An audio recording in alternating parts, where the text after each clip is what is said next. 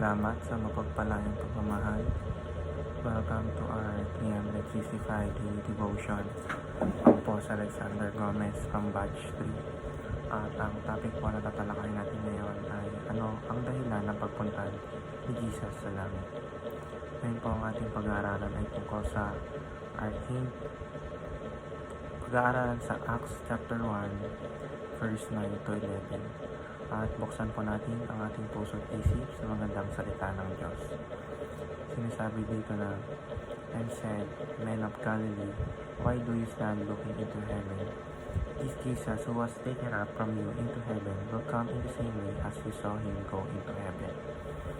Or sa Tagalog, sabi nila, kayong mga taga-Galilea, bakit kayo nakatayo rito at nakatingin sa langit? Itong si Jesus na umakyat sa langit ay magbabalik kaya nang nakita niyang pag-akyat niya. Teaching number 1. The Ascension is the enthronement of Christ in heaven as King of Kings. Ang Ascension o pag-akyat ni Jesus sa langit ay simbolo ng kanyang pagtatagumpay at pagtanggap ng ganap na kapangyarihan bilang hari ng lahat. Siya na ang nakaupo sa trono ng langit bilang namumuno, hindi lamang sa spiritual aspeto kundi sa lahat ng bagay sa kalangitan at sa lupa. Teaching number 2. The Ascension is the beginning of the invasion of the nations. Sa kanyang pag-akyat, sinimulan ni Jesus Christ ang misyon na maipalaganap ang Ebanghelyo sa lahat ng sulok ng mundo.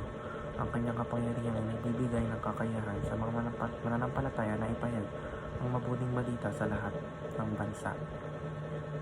Teaching number 3. The Ascension assures us that the earth will become a territory of heaven.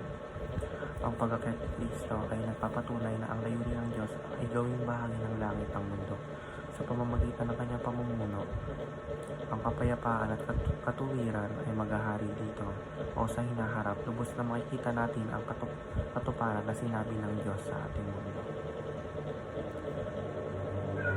Application number 1. Live under the kingship of Christ. Bilang mga tagasunod ni Jesus, kailangan nating magpasakop tayo sa kanyang kalooban at pamumuno sa lahat ng aspeto ng ating buhay. Application number 2. Let Christ invade your family through the gospel. Tiyakin natin ang ating pamilya ay naaabot ng salita ng Panginoon. Ang pag-iimbita ng kay Kristo na maghari sa ating tahanan ay nagsisiguro na bawat miyembro ay nagkakaroon ng tamang direksyon patungo sa ating kaligtasan. Application number 3. Long to witness the return of Christ to complete our redemption. Hinihikayat tayo na manabik sa araw ng pagbabalik ni Kristo. Ito ang araw kung kailan lubos na matutupad ang kanyang mga pangako sa atin, ang pagbawi sa lahat ng nawala at pagbibigay ng buhay na walang hanggan sa piling niya. Yun lamang po ang aking devotions. Maraming salamat.